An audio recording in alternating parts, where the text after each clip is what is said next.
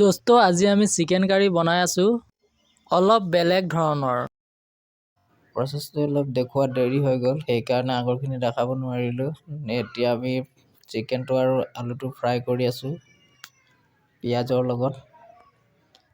তাৰ পিছৰখিনি চাই থাকক, আমি ইয়াত কি দিওঁ আৰু কেনেকৈ বনাওঁ।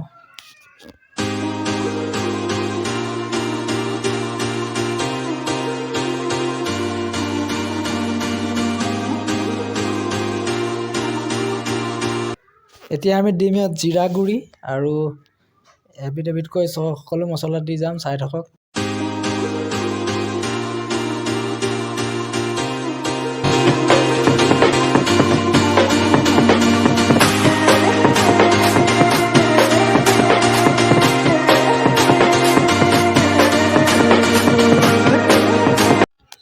এতিয়া দি আছোঁ 1 চামুচ ধনিয়া গুড়ি আৰু 2 চামুচ জলকীয়া গুড়ি। জলকীয়া গুড়িটো আপোনালোকে বেছি দিব নালাগে, কাৰণ জলকীয়া গুড়ি খোৱা ইমান ভাল নহয়, বা কাশ্মীৰী জলকীয়া দিব পাৰে।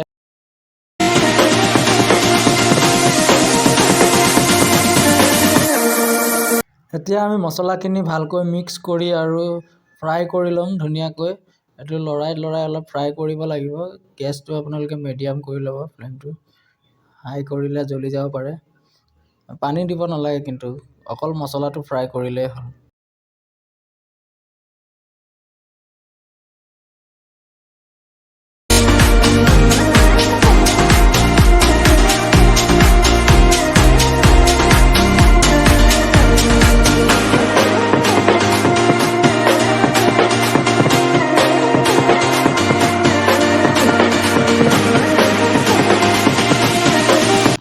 আৰু দিম ইয়াত এতিয়া আমি আদা নহৰু পেষ্ট, যোনটো আপুনি দোকানত কিনিবলৈ পাই যাব, পেকেট 5 টকাত লয়। এইটো 1 পেকেট আমি পূৰা দিম ইয়াতে, আৰু দি পেলাই ধুনীয়াকৈ মিক্স কৰিম আৰু ফ্ৰাই কৰিম গোটেইখিনি। মিনিমাম 10 মিনিটমান ফ্ৰাই কৰাৰ পিছত আকৌ দেখাই আছোঁ।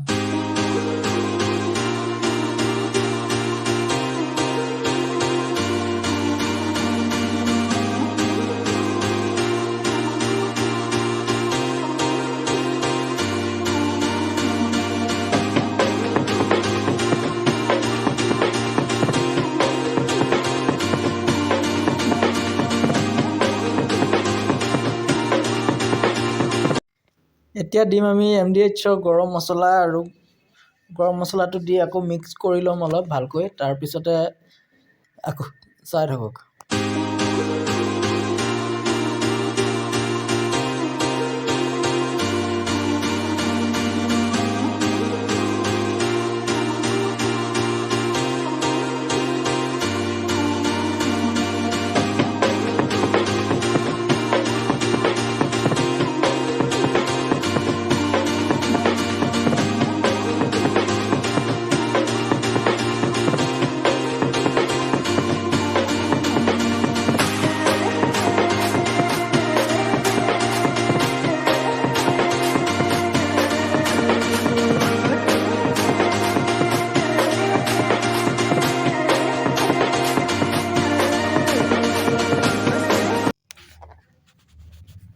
এতিয়া অকণমান আমি ইয়াত পানী দি আৰু মিক্স কৰি ল'ম ধুনীয়াকৈ। তেতিয়া মছলাটো ধুনীয়াকৈ সিজি যাব আৰু তেলৰ লগত মছলাটো পূৰা মিক্স হৈ যাব পানীটোৰ সৈতে।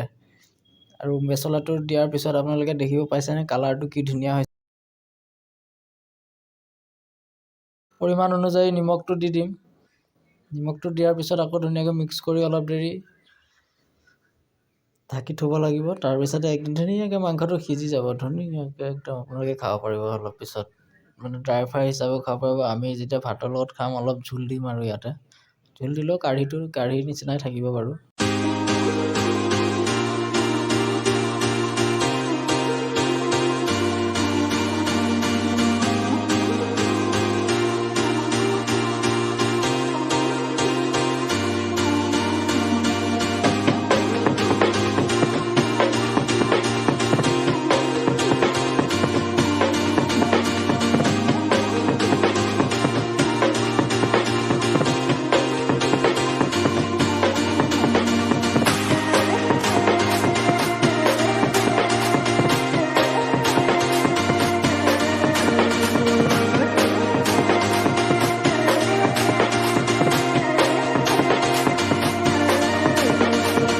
এতিয়া আমি ইয়াত দিম গোটা আদা নহৰু আৰু জলকীয়া কুটি পেলাই।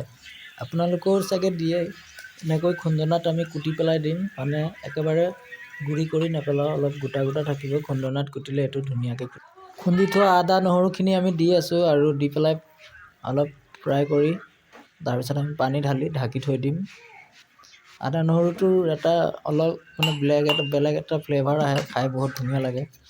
বেছিও আপোনালোকে ফ্ৰাই কৰিব নালাগে, মানে মাংসটো আধা ফ্ৰাই হৈ যোৱাৰ পিছত সেইটো দিব লাগে। দি পেলাই আপোনালোকে অলপ দেৰি ৰাখি নমাই দিব পাৰে। ধুনীয়া এটা গোন্ধ, খাই বহুত ভাল লাগে।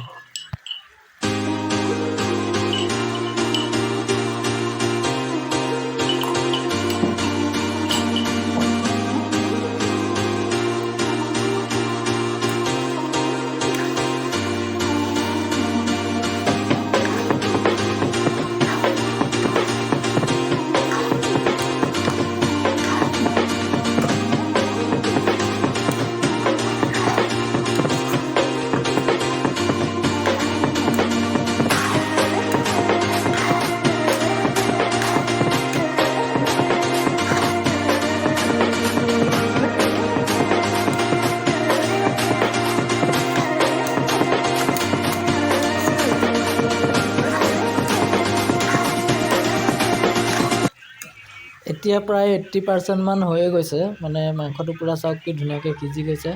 কালাৰটো ধুনীয়া হৈ আছে, দেখিবলৈও ভাল লাগিছে।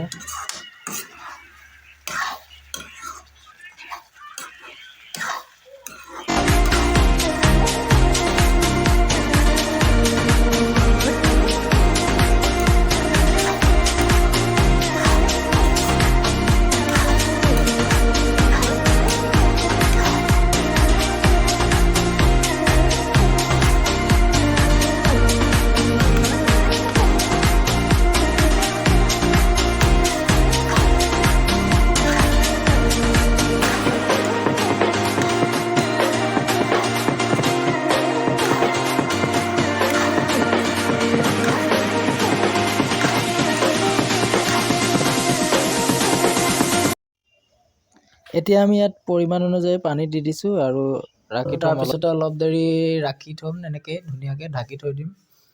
আৰু তাৰ অলপ 10-15 মিনিট পিছত আমাৰ মাংস ৰেডি, খাব পাৰি আৰু ধুনীয়াকৈ। চাই থাকক আপোনালোকেও এনেকৈ বনাই খাব কেতিয়াবা, ভাল লাগিব।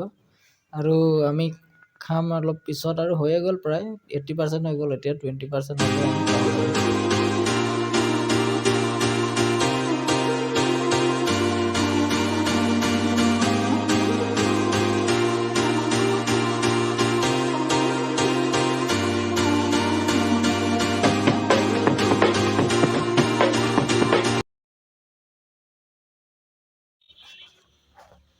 এতিয়া আমি ঢাকনিখন উঠাই দিম আৰু চাওক, আপোনালোকে চাব পাৰে কি ধুনীয়াকৈ মাংসটো ৰেডি হৈ গৈছে খাব পৰা। খাই চাব, বহুত ভাল লাগিব।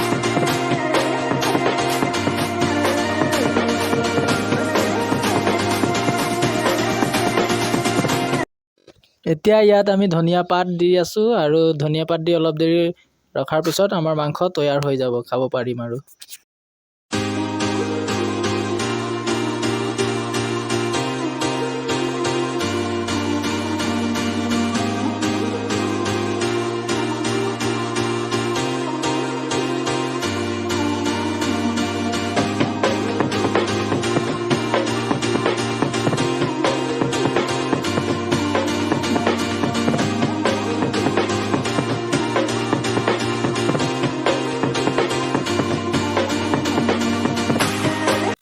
চাওক কি ধুনীয়া মাংস, চায়ে ভাল লাগিছে। তো খাই কিমান ভাল লাগিব, আপোনালোকেও এনেকৈ বনাই খাব, বহুত ভাল লাগিব, টেষ্টি।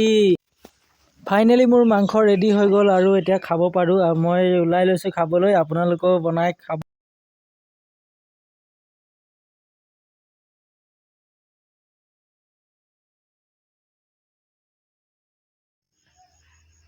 সঁচাকৈ বহুত টেষ্টি হ'ব, আপোনালোকে বনাই খাব। মই খাইছোঁ, বহুত ভাল লাগিছে, টেষ্টি, কি টেষ্টি লাগিছে। এনেকৈ আপোনালোকে বনাই খাই চাব, আৰু মোৰ চেনেলটো ছাবস্ক্ৰাইব কৰি দিব, লাইক কৰিব, কমেণ্ট কৰিব, শ্বেয়াৰ কৰি দিব। আজিলৈ ইমানেই, আকৌ আহি আছোঁ নেক্সট এটা ভিডিঅ' লৈ। চাই থাকিব, মোৰ চেনেলটো ছাবস্ক্ৰাইব কৰি দিবলৈ নাপাহৰিব, লগতে বেল আইকনটো দবাই দিব।